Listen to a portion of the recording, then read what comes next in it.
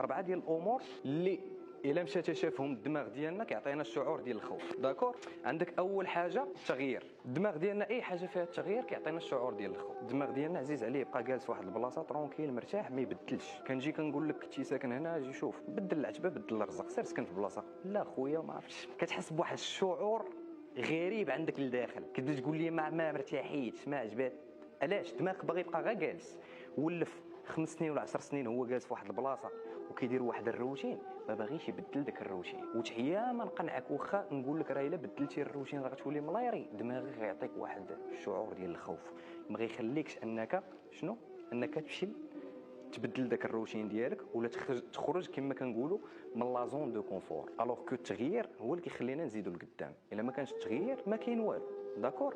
هذه النقطه الاولى. النقطه الثانيه اللي مهمه بزاف اللي هي الشك. في هذه النقطه هذه شنو كنعطيو المثال بحال مثلا شنو الانواع ديال الخوف اللي كيخافوا منهم الناس فاش كيبداو فاش كيبغيو يديروا شي خدمه جديده فاش كيبغيو يديروا شي حاجه في حياتهم. اول حاجه كنسمعوا بها شنو هي؟ الخوف من الفشل. الخوف من الفشل نقولوا خوف من نظره الناس.